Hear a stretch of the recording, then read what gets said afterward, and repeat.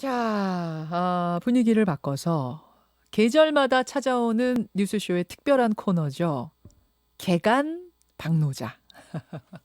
또다시 한 계절이 가고 박노자 교수가 한국에 오셨습니다. 노르웨이 오슬로 대학교 한국학과의 박노자 교수. 어서 오십시오. 네, 안녕하십니까. 어서 왔습니다. 네. 언제 도착하셨어요? 도착한 지도 좀 됐습니다. 3일 됐습니다. 3일 되셨어요? 네네. 아우, 아직 그럼 시차 적응 잘 안 되시겠네요. 예, 안 돼가지고 지금 커피를 들이마시면서 들이마시고. 이렇게 각선제로 삼아. 예. 아니, 솔직히 이번에는 좀 한국 들어오기 꺼려지지 않으셨어요? 예, 저한테는 꽤나 네. 교육받았다는 주위 사람들도 가면 죽지 않겠느냐, 생명보험 들었느냐. 이거 전 생명보험 들진 않았습니다. 노르웨이 사람들이 생명보험 들었냐? 안 한국 가도 들었습니다. 그런 질문을 받으셨을 네. 정도로 네, 그 그렇습니다. 얘기는 그러니까 지금 유럽에도 이 코로나19 공포라는 게 있다는 얘기네요. 그러니까 공포라고 하면 얌전한 표현이고요. 예. 혐오와 인존주의의 광란이 지금은 광물을 춤추고 있다고 아마 그렇게 표현하면은 그건 좀 확할 것 같습니다. 심지어 어디까지냐면은 제가 개인적으로 아는 한국 연구자들이 네덜란드에 출장을 갔을 때 예. 암스테르담 길거리를 가다가 그 현지인 예. 그 청소년들한테 코로나가 온다, 바이러스가 온다 이렇게 손가락질 당하고요. 한국 사람이 걸어가는 것만 보고 네네, 저기 그렇습니다. 코로나 온다. 바이러스 예. 온다. 네, 그렇습니다. 아니면은 예를 들어서는 KLM 네덜란드 항공 기내에서는 예. 한국인만 보게끔 한국말로 승무원 전용 화장실이라고 써놨고 승무원 전용 화장실 들어가지 말라고요, 한국 사람. 그렇습니다. 그리고 그것도 연어 아닌 한국말로만 한국말로만. 그렇습니다. 영어로는 그 표현이 없었어요. 예. 그러니까 모든 한국인들을 잠재 복균자로 보고 있다는 이야기인데 이거는 인종주의적 광란이지. 뭐 더 이상은. 그 얘기는 지금 뭐 중국 옆에 한국 있고 한국의 확진자가 꽤 많죠. 이런 것 때문에 그러니까 아시아인에 대한 혐오, 특히 한국에 대한 혐오도 상당하다. 그러니까 이 혐오가 원래 상당하지도 않고 그다지 많지도 않은데 유럽인들의 인종주의가 가장 많이 타격을 가하는 것이 중동이나 북아프리카 출신들이죠. 그렇죠, 그렇죠. 근데 이번에는 이거는 한국이나 유럽에서 부추기는 것이 미국발 과장된 뉴스가 큰 역할을 한 것 같습니다. 우리가 이렇게 극심한 공포가 뭐 지금은 그래도 좀 잦아들었으면 초반에 그랬던 것은 미국의 부추김이 있었다? 상당히 미국발 뉴스에서는 상태를 대단히 과장되게 표현하는 부분이 많았고 그래요. 국내 보수 언론이나 유럽 보수 언론들이 그 부분을 또 확대 해석해서 상당히 의도적으로 확대 해석해서 뭐 예를 들어서는 며칠 전에 한국의 조선일보는 서울이 유령 도시가 됐다는 그런 기사를 내보내진 않았습니까? 제가 3일 동안 서울에서 촬영하면서 유령 도시라고는 전혀 아쉽게도 유령 도시는 아닙니다. 유령 도시는 아니죠. 유령 도시였으면 좀 환상하고 좋았을 텐데. 아이고 왜 그러세요? 이거는 어쨌든 간에 재미로 하신 말씀. 예, 물론. 예, 그러니까 한국 보수 언론들도 만만치 않게 공포 마케팅으로 주가를 올리려고 하는 것입니다. 여하튼 유럽과 북미는 지금 미국발 뉴스 때문에 아시아인에 대한 혐오, 중국인, 한국인에 대한 혐오가 상당히 극에 달았다. 예, 원래 그렇게 많지도 않았는데 지금 같은 경우에는 그 영국에 있는 사립학교에서 중국인 학생, 중국에 갔다 오지도 않은 중국인 학생의 수업 참여에 반대하는 학부모들이 전원이 일어나는가. 중국 안 갔다 왔는데요? 예, 그렇습니다. 중국인이라는 이유만으로 네네. 그러니까 수업 금지? 네네. 그런 이야기가 금지되지는 않았지만은 그렇게 해야 있어요. 한다는 이제 이야기가 그 말이 안 되는 심각하네요. 이야기죠. 근데 문제는 그게 지금 유럽, 북미에서만 있는 일이 아니라 우리 내에서도 비슷한 일이 있어요. 어떤 시기냐면 그 1339 질병관리본부 콜센터에 전화가 온대요. 우리 건물에 중국인이 삽니다. 이 중국인을 검사해 주세요. 이 중국인 중국 갔다 오지도 않았는데 중국인이라는 이유만으로 검사해 달라. 혹은 우리 식당에 출입 금지, 우리 편의점에 출입 금지 이런 게 붙어 있답니다. 이거 아까 그 화장실 얘기랑 똑같은 거잖아요. 똑같은 거. 이게 아주 큰 문제입니다. 그러니까 여기에 몇 가지가 있는 거죠. 하나는요. 미국발 그런 과장된 뉴스를 받아쓰기 하고 확대 해석해서 공포 마케팅하는 국내 보수 언론들의 역할이 상당히 컸다는 겁니다. 아니 물론 조심해야 되고 이 병의 정체를 전혀 모를 때는 조심하고 방역 철저히 하고 관리하는 건 너무 당연한 거지만 혐오까지 유도할 정도의 지나친 공포 분위기 조성은 미국발로 온 것이다. 그런 부분이 있는가 하면은요. 예. 지금은 지금 총선을 앞두고 있는 상황에서 보수 진영으로서는 예. 정권 타도 명분을 찾아야 하는데 예컨대는 코로나 바이러스에 제대로 대응하지 못한다. 라는 식으로 흠집내려는 정치적인 것도 좀 섞여 있다고 보시는 거예요? 예, 아무래도 정권을 어떻게라도 뒤집어 보려는 차원에서는 좀 뭐랄까 좀 더 심하게 정권이 무능하다는 식으로 그렇게 표현하는 게 아닌가. 그런 것도 뒤섞여 있는 지금 상황들이다. 예, 그런 부분들이 좀 있고 뭐 예를 들어서는 대림동에서는 소위 중국인 밀집 지역에는 예, 예. 아예 배달 민족 라이더들이 네. 거기에 가자면 추가 요금 달라. 그래갖고 초몽했다든가 정말 믿어지지 않을 정도의 일들이 벌어지는 겁니다. 그래요. 그게 우리에서도 벌어지고 외국에선 또 우리를 향해서 그런 일이 벌어지고 이 역지사지 해야 되는 건데 알겠습니다. 알겠습니다. 코로나 얘기로 이야기 시작했는데 사실은 간만에 반가운 뉴스 하나도 좀 얘기하고 싶어요. 기생충. 그렇죠. 보셨어요? 안 보셨어요? 제가 이거는 의무적으로 당연히 봐야 합니다. 왜냐하면은 한국 대중문화 수업하고 있는데 한국학과 교수님이시니까. 예, 학생들이 가장 많이 본 영화고요. 그게 노르웨이에서는 지금 국민 영화가 거의 된 겁니다. 지금은 제 집 근처의 영화관에서도 상영하고 있는데 노르웨이의 조그마한 영화관에서도 예, 아주 자그마한 오슬로 위성 도시의 작은 그 지역 영화관에서도 예. 한국 영화로서 최초입니다. 아니 미국도 아니고 노르웨이 작은 도시에 예, 작은 영화관에서도 기생충을 상영해요? 예, 그렇습니다. 많이 봐요? 아주 많이 봅니다. 아주 많이 봐요. 대단히 많이 보고 뭐 제가 지금 핀란드에서 사는 제 여동생도 보고 긴 후기를 남기고 뭐. 예, 그렇습니다. 기분 거의 좋다. 전 세계를 감탄한 영화인데 그럴 만한 이유가 있습니다. 아니 그러면 일단 지금 아카데미에서 사관왕했다고 우리 정말 너무너무 좋아하고 거의 이제 난리가 났거든요. 이게 우리만 난리 난 게 아니라 전 세계가 난리 났습니다. 전 세계가 난리 난 거 맞습니까? 네, 맞습니다. 예, 그거는 한국 언론들이 한류라든가 이런 데에 대해서 좀 뻥튀기를 조금 좋아하지만 이번에는 뻥튀기는 아니었습니다. 뻥튀기 아니에요. 아니었습니다. 자, 그럼 왜? 물론 이제 외국의 문화도 너무나 잘하시고 한국학 전공자, 한국도 너무나 잘하시는 분이 보시기에 기생충은 왜 외국인들에게 통했는가?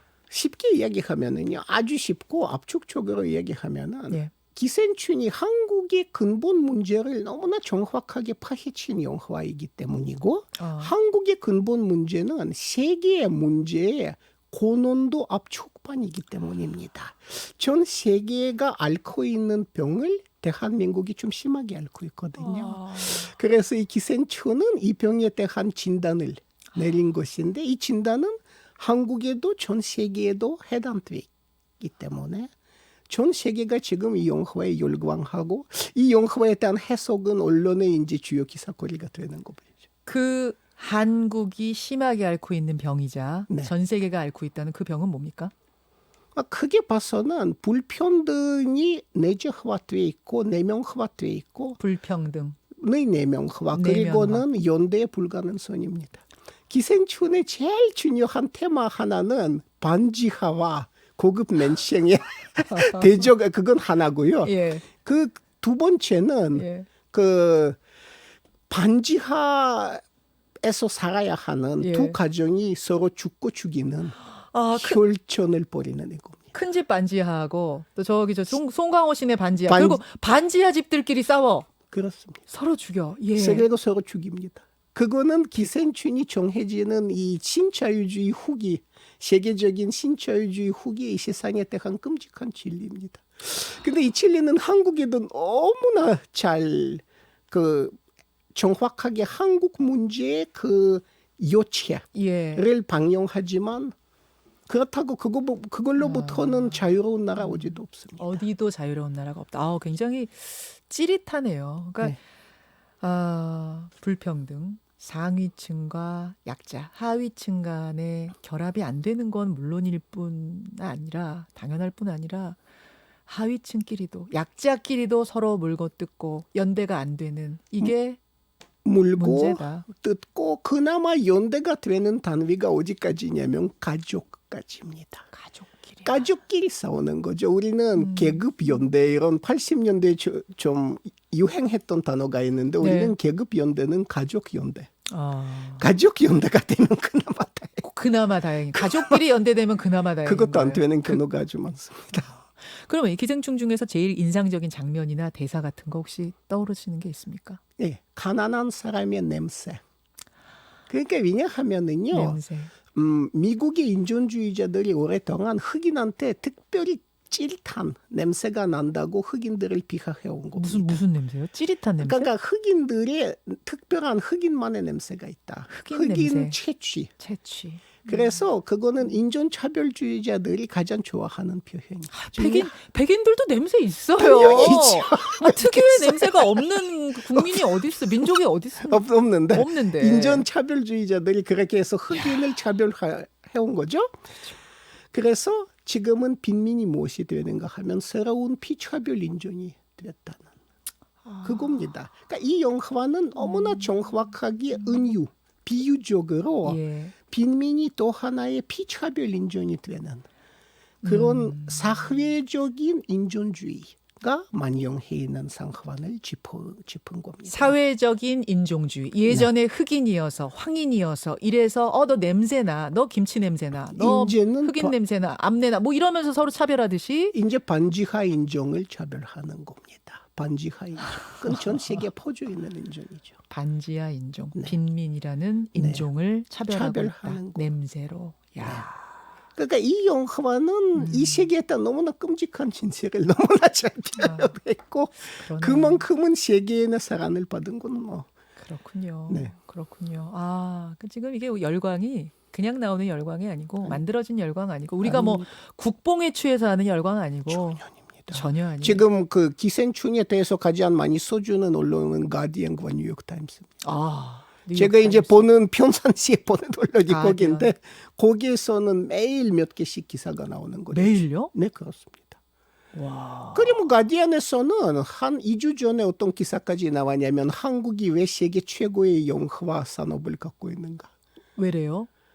그러니까 80년대 미완의 현면의 요열 하고 네? 80년대 네, 미완의 현면. 미완의 혁명. 연의 요열. 그러니까 열이 남아 있다. 예, 80년대에 만들어진 급진적인 그런 열전. 그리고 사회적 비판과 대중적 흥행을 굉장히 잘 겸비한 그런 영화인들의 출현 그렇게 분석하고 있습니다. 부러워하는군요. 예, 부러워들 하죠. 부러워들 하죠. 부러워들. 야, 예. 그래요. 코로나가 아니라 기생충. 둘다 보니까 뭐 기생충, 코로나 막 이러네요. 자, 기생충 얘기였고 한 가지 더. 노르웨이에서 한 계절을 쭉 보내시면서 한국의 정치판은 쭉 보셨죠. 의무선도 봐야 합니다. 기생충도 의무선 봐야 하지만 저는 기생충을 그래도 좋아하면서 봤고 예. 한국 정치판은 조금 다릅니다. 한국의 정치판, 총선을 앞둔 정치판 돌아가는 건 정말 어떻게 보고 계세요? 그런데 제가 그것도 국뽕이 아니고 예. 진짜 진솔하게 말씀드리자면 전 이번 총선에 대해서는 예. 기대를 조금 곱니다. 어떤 면이 좀 기대가 가세요? 그러니까 준 그 연동형 비례 대표제 이 부분은 저한테는 우리가 진짜 다당제로 드디어 나아갈 수 있지 않을까. 사실 완벽한 연동형 비례대표제 비례제는 아니지만 준이지만 그렇다 하더라도 소수 촌단이 이제는 70만 표만 넘으면은 그나마 비주류를 대변할 수 있다. 우리 국회의 제일 큰 문제는 우리 국회는 너무 주류적이라는 겁니다. 주류.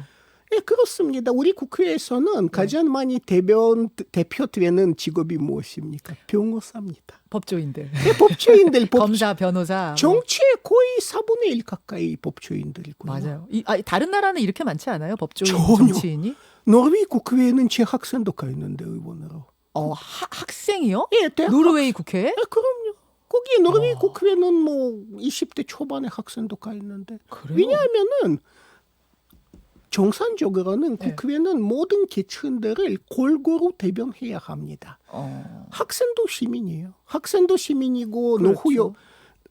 연금 생활자도 시민이고 네. 장애인도 시민이고 노동자도 농민도 시민입니다. 그래야 되는데 우리는 법조인이라 직업군으로 보면 법조인이 너무 많고. 그리고는 저 학력으로 보면 고졸은 없다시피 하고 그러네요. 거의 모두들 대졸이고 대졸이죠. 상당 부분은 석사학위 보유자들이고 예. 그리고는 그 재산 중에서도 학교는 서울대 출신이 20% 되죠. 넘고 전엔 더 많았어요. 정에는 18년 전에는 40%였기 때문에 예. 그런 논란이 있었죠. 국회에서 서울대당 만들면 집권할 수 있겠다. 그런데 서울대당 만들 것도 없이 이미 집권하고 있으니까. 아 근데 여기서 반론 하나.